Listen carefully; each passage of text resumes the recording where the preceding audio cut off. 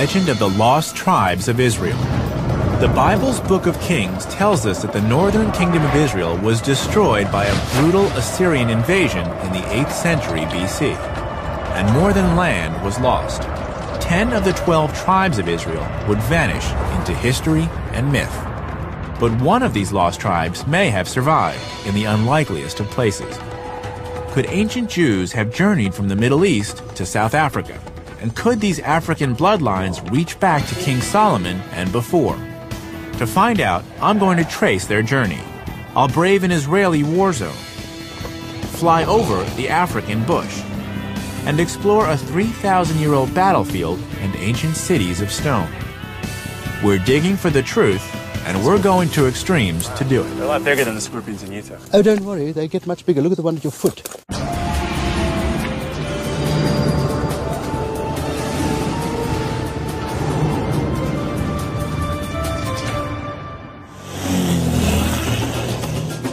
This is the Limpopo River, the northern border of South Africa. I've come to hear the story of a local group of people with astonishing ties to the story of the lost tribes of Israel, the Lemba. Today, they live only a few miles away from here, but this would have been the final challenge in an epic journey across deserts, oceans, and jungles. I'm Josh Bernstein, and my goal is to follow in their footsteps to determine if this fascinating story could possibly be true. Today, the Lemba are mainly concentrated in the shadow of the Soutpansberg Mountains in the far north of South Africa. To the casual observer, they look and live much like any other traditional Southern African community. But if you scratch below the surface, there are some intriguing differences. Here I am in South Africa, and there are these men wearing skull caps and talit, shoulder wraps. You would see this in any synagogue in America or Israel, but I never thought I'd see it here in South Africa. I want to find out how these people seem to have Jewish customs. Samuel Moeti is president of the Lemba Cultural Association. Pleasure. So, I'll be honest, I came into this village and the first word I heard was shalom, Yes. a Hebrew word. Yes. How is that possible? How is it that the Lemba are speaking Hebrew? The Lembas are the original Hebrews, and they were scattered, as you know, and they crossed into Africa. So they were scattered all over. So in South Africa, in many parts of South Africa, you find the Lembas who are actually Hebrews. Hebrew. So the Lembas claim to be descendants of ancient Israelites? Not claim, they are. They are? They are. Okay. We are the original African Hebrew. We are scattered all over. Can you give me a few examples of some of the Jewish Yes, we don't partake of pork. Okay. We don't mix milk with meat. It sounds to me like the Lemba have a unique culture surrounded by others who do not practice the same way. That is correct. We always believe that the Jewish people who live all over the world are our brothers because we come from the same root. Could it be that the Lemba are a lost tribe of Israel? To answer the question, I have to turn the clock back some 2,700 years to the time of the mighty Assyrians. Back then, Assyria was the greatest imperial power the world had ever seen. And it had set its expansionist sights on the northern kingdom of Israel. The northern kingdom, composed of 10 tribal groups, was completely destroyed. Any surviving Israelites were enslaved and taken to Assyria, what is now the nation-states of Iraq and Syria. Little is known about the fate of these lost tribes, but for 2,700 years, hope remained. Could the Israelites have regrouped? Could some have escaped their captors and fled? Could a group of wandering Israelites have survived the elements and continued on, faithful in some land far from home? Jerusalem. There's no place more associated with the Jewish people. But as I walk through its narrow streets, I can't help but appreciate how deeply connected the people of many faiths feel to this city, and how millions of people around the world have a connection to this place, including me. My father was born here, and I probably have ancestors who were here when the Assyrians broke up this land.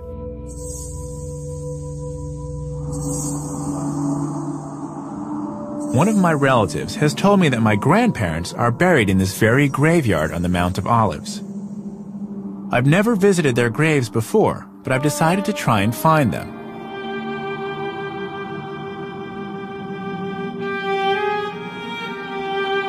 So after 10 minutes of wandering, I found them. So this is my grandmother. This is my grandfather. This is my great-grandmother. My great-grandfather. This actually means something to me. There's a connection for me that speaks to what the significance of heritage is. And for the Lemba, I understand why they might be interested in claiming some historical identity with Jerusalem. This is only 2 generations ago. For them, it's thousands of generations. People have claimed to have found lost tribes all over the world, from Siberia to Australia. Some of the first Europeans to land in the Americas assumed the natives were lost tribes and even tried to communicate with them in Hebrew. Historian Hillel Halkin has written a book about the lost tribes and thinks that they could still exist today. Hillel, why are you so passionate about the lost tribes of Israel? The lost tribe myth really is, through Jewish eyes, among other things, a story of tough Jews, living still like the Jews' biblical ancestors, independent, warrior-like, fearless, all the things that Jews in the diaspora over the ages generally were not. Was this the first Jewish diaspora then? Yes. So we have some archaeological evidence, besides Syrian inscriptions, to show that these Israelites were deported to various parts of the Assyrian Empire. But after that, they disappear from history. What's the big deal with being a lost tribe? What is the attraction for these people to claim, I was one of the lost tribes of Israel? Well, the big deal, you have to understand, is not so much that people are claiming to be lost tribes, but the fact that the Christian and the Jewish world have been looking for hundreds or even thousands of years for the lost tribe. It's the search for the lost tribes that is really the historically fascinating phenomenon. By now, the trail left by the lost tribes has gone cold. But perhaps the Lemba's oral history, handed down over the generations, can help us make a connection to the lost tribes of Israel. The Lemba's story goes like this. Thousands of years ago, they were forced out of Israel and settled in a place called Senna, which is believed to be the present-day Yemen. There, they lived as traders and craftsmen until war or natural disaster pushed them across the Red Sea and into Africa. Then began a slow migration south.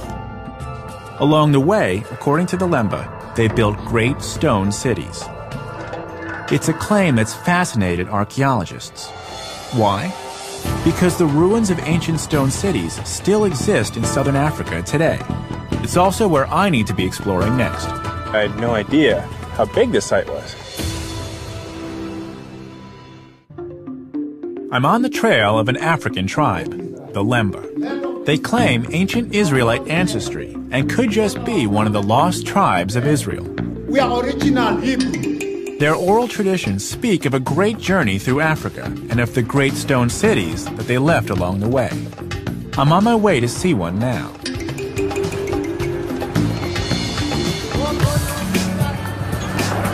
The city of stone I'm going to is called Menchema, and it's only a few kilometers down this road. Not many people know about this place. In fact, it's hidden on a huge cattle ranch, and I've had to get special permission to explore it. It's very rarely visited, even by archaeologists.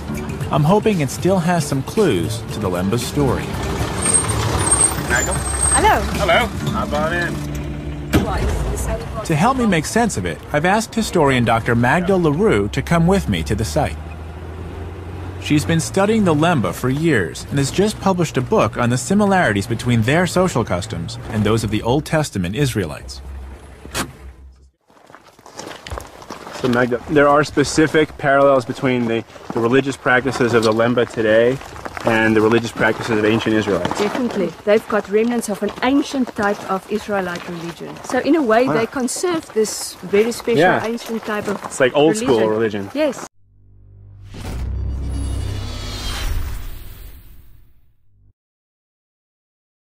But how do they maintain that religious identity How did they keep it intact for so many years when there was this long journey from Israel down to South Africa? You see, that's the question. I think it's by means of the oral traditions. But they kept themselves separate from other groups. They lived with other peoples, moving with them, migrated southwards. No, that is one of their salient characteristics, is that they keep up their culture. They just live it. You know, Is this cultural resilience the key to the Lemba's survival during their epic journey across 4,000 miles of land and sea? And could there still be any physical evidence here at Machima which supports the Lemba's claim to having made the journey? This once thriving settlement is now easy to miss, so we've asked one of the farm workers to take us to the site. Waiting for us at the top is archaeologist Richard Wade. He believes he's found some material evidence which links this site with both Yemen and Zimbabwe, two of the places the Lembas say they traveled through. Come and have a look at these amazing things here. There's a potter's weaving weight. A potter's weaving weight. Saw this thing. It's the form of a spinning jenny, and this, of course, is found in Yemen. But basically, this, apart from that, look what else. This is an amazing, I would say, not decoration, but inscription. I've seen this before. You make out some sort of a letter, followed by a dot, followed by another letter, followed by another sort of a letter, and a dot, and another letter. Or is it just decoration? Yeah. But the problem is we find this in Yemen. This, No. you just found this, correct? Yeah, it was lying You're just around sitting here? Yeah, there's another And few this- potsherds here. Just This potsherds. tells you what? Well, this is a weaver. There was weaving done here. There was cotton grown. There was something with the trade. And the only people who do that are basically mentioned by the oral traditions of the Basena people or the Lemba. So this says the Lemba were not just living here; they were actually they had a big enough community that they were weaving. Yes, this is like a castle with almost a little kingdom, possibly. Richard believes the Lemba of Machima shared more than ancient technologies with the Israelites of Yemen. They shared the same culture. The inscription that's written into that wall is significant because it ties this place with other Lemba communities. I would say so. Okay. Cylindrical tower. It seems both experts are convinced this place is definitely the work of ancient Lemba communities. The question that I'm wondering is that this is a significant amount of work. Is there anything physically, archaeologically, that was found here that connects the Lemba with other places that they claim to have traveled through? Yes, there are amazing collections of beads which are found here and are found in Zimbabwe, but it's a specific collection of beads. I'm not talking just about one or two of them.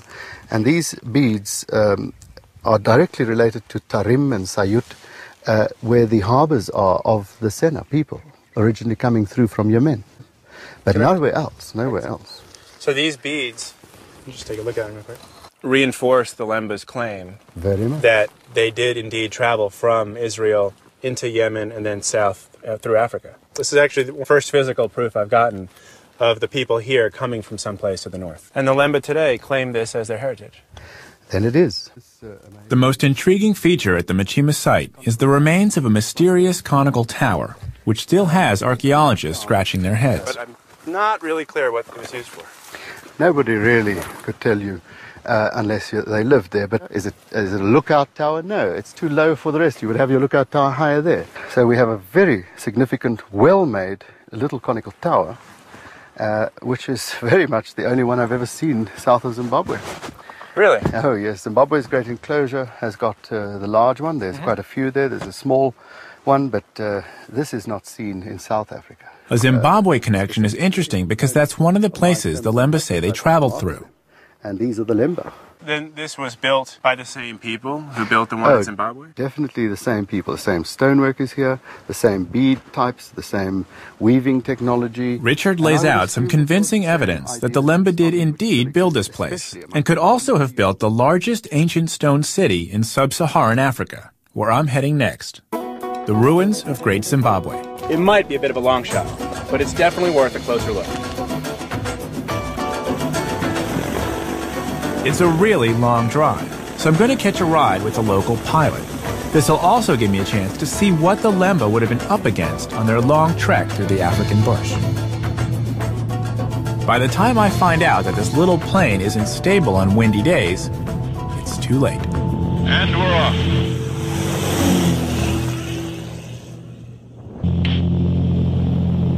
Feel that wind pushing us? Yeah, is that good or bad? Yeah, nah, it's not bad, but Okay. we've got it. Yeah. My pilot, Steve Scott, assures me we'll be fine. This is the Limpopo riverbed here? Limpopo, and that's Zimbabwe over there. This is Zimbabwe right That's there. Zimbabwe. This South Africa's right here. Yeah. Wow, that's just stunning. According to the Lemba, this was the final obstacle they faced on their journey from Israel to South Africa, the Limpopo River. It's the dry season now, but it's still full of crocodiles, just one of the wild animals anyone trying to cross this land on foot has to steer clear of. And there would have been a lot more of them back when the Lemba say they made their journey.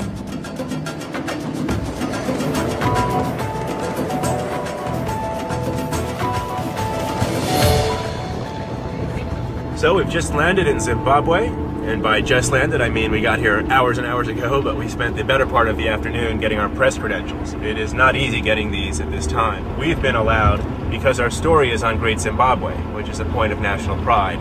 The whole country was named after this site I'm going to. Great Zimbabwe is in the south of the country, a 5-hour drive from the capital, Harare. Oh, local craft. I've come to buy everything. I wasn't sure what to expect. How much for the chess set? $120. 30,000. Keep in mind that $1 US is currently 6,000. This country used to be one of the most successful in Africa, with a huge tourism industry. But government policy has driven most tourists away. Very much. Bye. Thank you. Life's not much different in Masvengo, the town nearest to Great Zimbabwe, the ancient city the Lemba claim to have built. And tomorrow I'll find out if their claim is true. And I'll get my hands dirty learning how they built it. All right. I have made fire. I'm on the trail of an amazing group of people who now live in southern Africa, but claim to have made an epic journey to get there. So the Lembas claim to be descendants of ancient Israelites? Not claim. They are. They are. I've learned that 2,700 years ago, the Assyrian Empire scattered the population of the northern kingdom of ancient Israel, creating the so-called Lost Tribes of Israel. The Lemba story is that they settled in Yemen before crossing the Red Sea and traveling inland through Africa, where they built great cities of stone. I've seen evidence of one they built near their current home in South Africa. Now, I'm backtracking their journey to explore a structure they claim to have built centuries earlier, and which could be their greatest legacy, Great Zimbabwe. It's been a long journey getting here, but I couldn't miss the chance of seeing the sunrise. And as more of this place appears out of the dawn mist, I begin to get an idea of its scale.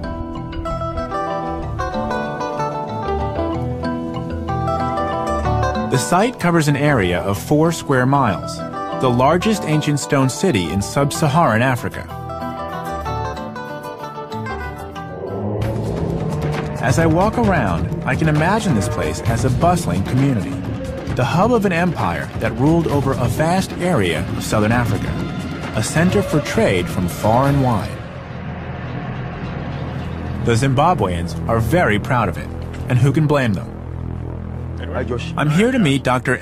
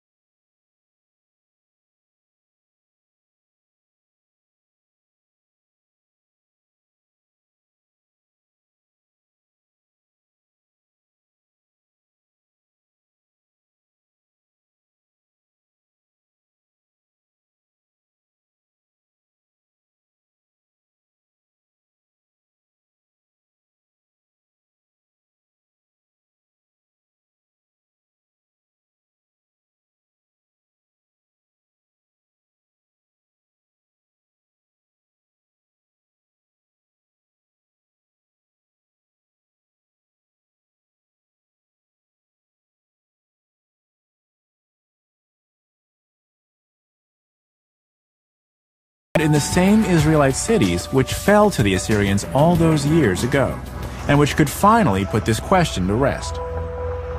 I want to see this site for myself, so I'm going back to the Holy Land.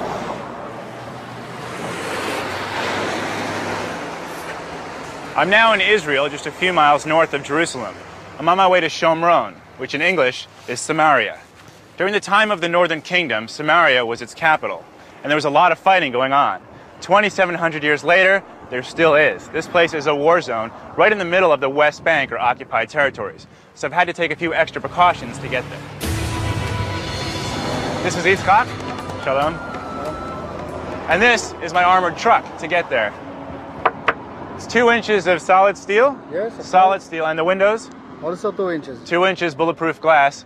I'm hoping we won't need to use it, but again, we've taken every precaution because this place is not secure. Yalla?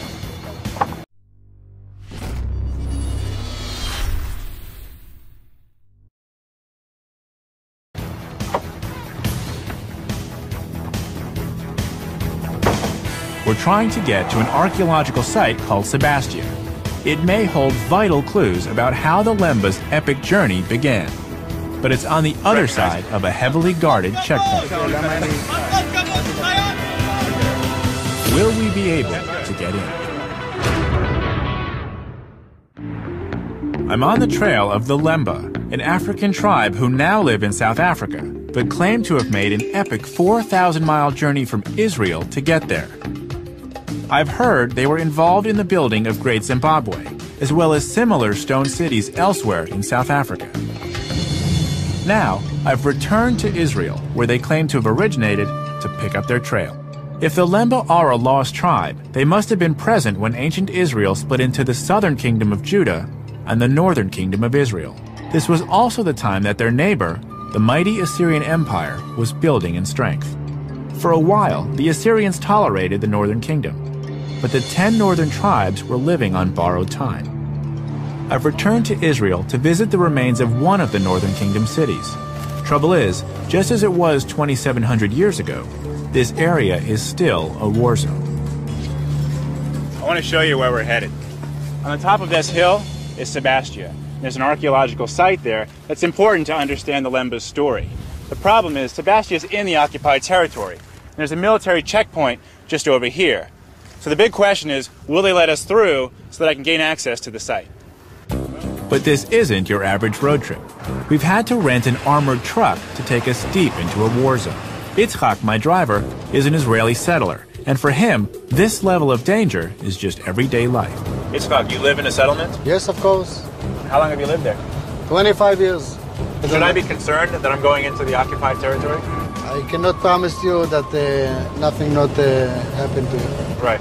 Can't promise. No promises. I could get shot. Everybody can shot.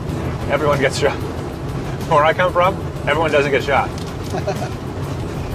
Everyone goes to the mall, watches TV, and gets fat. The Israeli settlers live alongside Palestinian communities, but only with massive military protection. It definitely looks like a war zone. Good looking tanks. 2,700 years ago, it was just as tense. That's when the Assyrian Empire bore down on what is now the West Bank.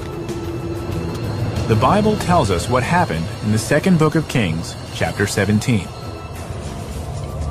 Then the king of Assyria came up throughout all the land, and went up to Samaria, and besieged it 3 years. In the 9th year of Hoshea, the king of Assyria took Samaria, and carried Israel away.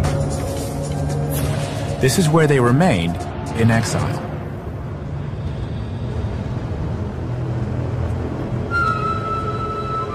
We're now approaching the checkpoint. We've been working on gaining access to the Sebastia site for weeks, and yesterday we finally got permission. But we were warned that if there's even the smallest bit of trouble in the occupied territories, we won't be allowed to the site. See those tanks? This door weighs like 1,000 pounds. Wow, okay.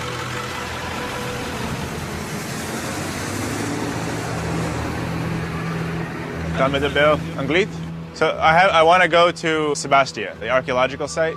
Archaeological site. Yeah, is there an officer? We have with the History Channel. אי אפשר להיכנס כאן. And יש, how do you say permission? You know the word permission? יש לנו permission. It's my horrible Hebrew, you know? I forget all. When he has a rifle, you tend to forget all the words. It's dangerous? Really?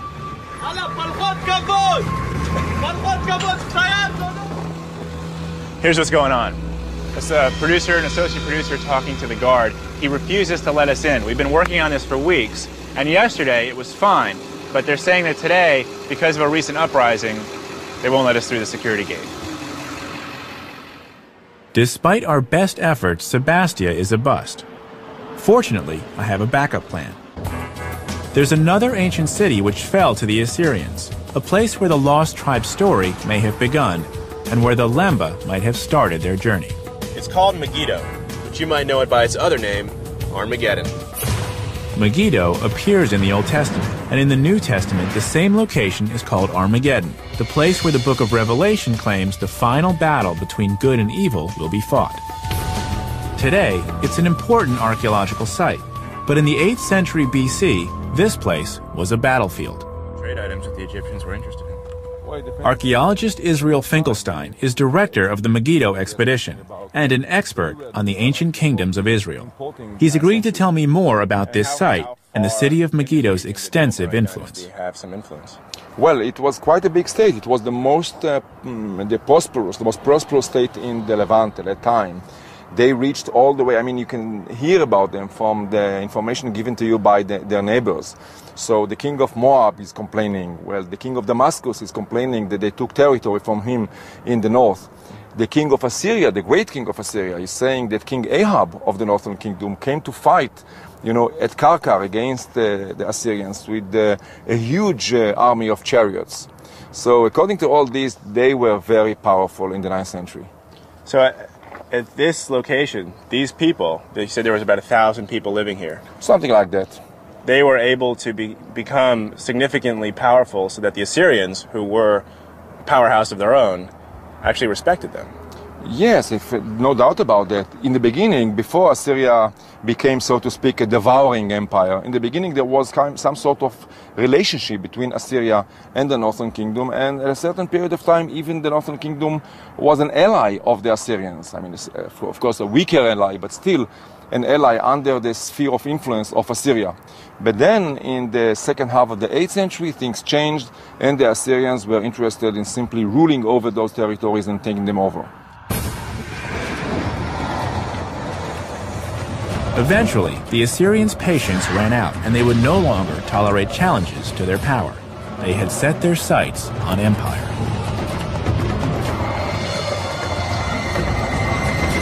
The Assyrians' advance was swift and decisive as city after city of the Israeli kingdom fell to their mighty army. The Bible called Assyria a land bathed in blood. Israel Finkelstein believes that when the Assyrians conquered this land, they wiped out all the leadership of the tribes of Israel. The population was either killed or assimilated into other parts of the Assyrian Empire. He doesn't believe they could be found today. This, you were saying, was the building that the Assyrians built once they took over this area. Yes, this is one of the 2 palaces that the Assyrians built here. What happens then to the rulers of the northern kingdom when the Assyrians come in and take over? The rulers were deported. We don't know whether all of them, part of them, most of them, many of them. We don't have this kind of information, neither from the Bible nor from the Assyrian text, and of course not from archaeology. Archaeology cannot speak about a person. But most of this population probably assimilated in Mesopotamia. So the people who are on a quest to find the lost tribes and to recover them and bring them back to Israel, they would only have to travel as far as Mesopotamia? I don't think that you can travel anywhere and look for the lost tribes. I mean, I make a distinction between what we know from archaeology, history, and so on, and all sorts of popular ideas of going this way or that way and finding a lost tribe. There's no need whatsoever to go around the world, in my opinion, and look for lost tribes. Fair enough. But the archaeology here says that the people did leave. The people did leave, the people did die, the people, some of them were deported to Mesopotamia, some of them continue to live here. Okay. Well, that's valuable, and seeing this certainly brings to me a sense of what community existed in the northern kingdoms. To me too. Israel Finkelstein tells me that Assyrian rule lasted for almost 100 years, that they went to great lengths to split up ethnic groups and cultures. So if it's true that none of the 10 lost tribes could have possibly survived intact, where does this leave the Lemba? I've certainly seen some evidence that they did make at least part of the journey they claim, but I can't prove a link to the Holy Land. There seems to be no trace of them left here at all. But there's one piece of evidence the Assyrians couldn't destroy. If the Lemba's claim is true, the proof should be in their blood. It's now possible to trace the Lemba's ancestry through their DNA, and that's just what scientists in South Africa have done. I'm going back to the Lemba's current homeland to find out the truth behind this fascinating mystery.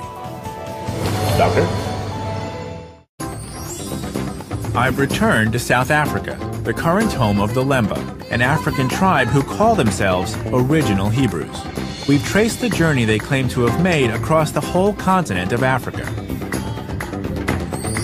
I've seen evidence the Lemba were traders and craftsmen, and that they helped build great stone cities in Zimbabwe and South Africa.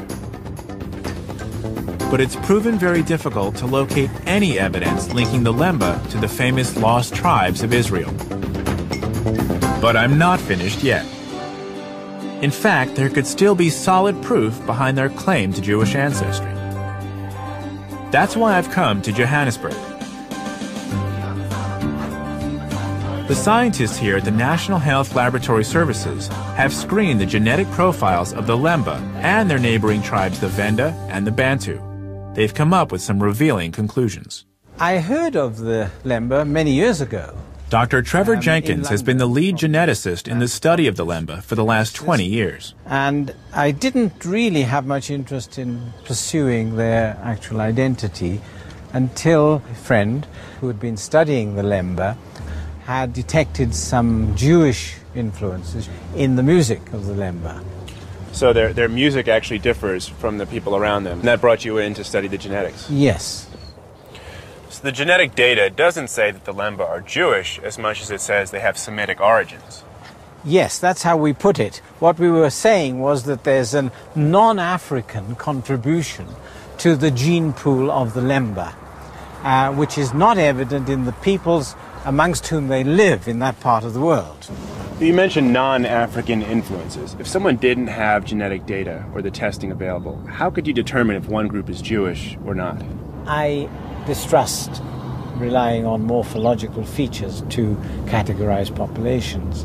So someone couldn't say, oh, he looks Jewish, she looks Jewish, he's not Jewish, she's not Jewish. That wouldn't have any bearing on the issue of Semitic origins. I don't think so.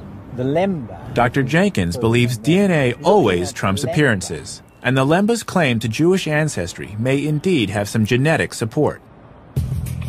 Not only is their DNA very different from their neighbors, but according to his colleague, Dr. Himla Sudyal, it may have a non-African, even Jewish connection. I'm Josh. Good to see you. Yes. Take a seat. Sorry, great. I have gloves on, so I prefer not to shake your hand. That's fine. Thank you. So I've come back to Johannesburg for more information about the Lemba, and I'm curious if you could tell me about the research you're doing. Yes, this is the very interesting thing, that the South African Lemba harbor a particular Y chromosome pattern or lineage that's common in people who identify as the Kohanim or the Jewish priests. Okay. In the Jewish tradition, the Kohanim are part of the priestly caste. Amazingly, scientists have isolated a strand of DNA that's strongly associated with the Kohanim. It's called the Kohen modal haplotype, and it's almost exclusive to Jews who claim the priestly heritage. Almost exclusive. The Kohen modal haplotype has been found among the priestly caste of the Lemba. The observation that the Cohen pattern was commonest in that one particular group is something that begs exploration. This link supports the Lemba's oral history and the archaeological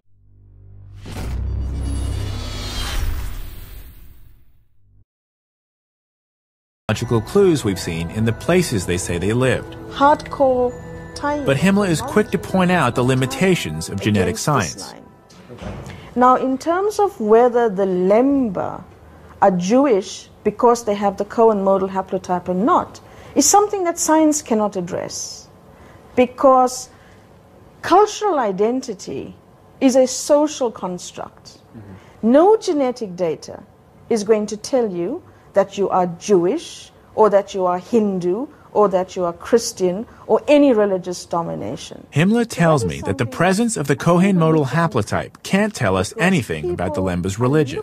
Yet just as remarkably, it can tell us where their ancestors came from, and it's not in Africa. There is this interesting genetic information showing us that some of the original founders did come from other parts of the world, other than Africa. From our data, I would put my money on saying it's the Middle East. Himmler is convinced that Lemba ancestors did indeed come from the Middle East. I'm excited to get back to the Lemba to see what they make of this. And I've got the perfect opportunity. It's the Lemba's annual festival, and I've been invited. It's hard to believe that these people, who to the casual observer look just like the other African communities they live among, actually do have DNA passed down from Middle Eastern forefathers. This proves that when it comes to race, looks really can be deceiving. This annual festival is a chance for the oral history and traditional songs of the Lemba to be passed on to the next generation. This song tells the story of the Lemba's journey all the way from Israel to South Africa. Having traced this journey, I'm eager to hear what Samuel Moeti thinks about the DNA evidence. So the genetic testing actually proved to the doubters what you and your forefathers have been saying for generations. That must be exciting news. It is. I'll be honest, I hadn't heard of the Lemba. I knew very little about the people. But having spent time making the journey from Jerusalem down through Zimbabwe, having spent time here at this festival, seeing what your people are all about, I can only sum it up in one word, and it's shalom. Shalom. We've seen how science has backed up the claims of the Lemba in the face of years of doubt and prejudice. The archaeological clues, the DNA evidence, and the Lemba's own oral history add up to a very convincing argument. One of the most challenging aspects to doing this journey and seeing what it was like for the Lemba to go from the northern parts of Israel down into South Africa is that there's very little archaeological evidence on the ground that says definitively this is what the Lemba did. So this is why I think the genetic component is so compelling, because it's hard to fake the DNA. It's in your blood. It reminds me that first impressions can often be misleading. It was hard to believe that a tribe of black Africans could be the descendants of ancient Israelites. But that's exactly what they appear to be. Brothers and sisters, they are there. We are not lost. We are scattered. We are original Hebrew.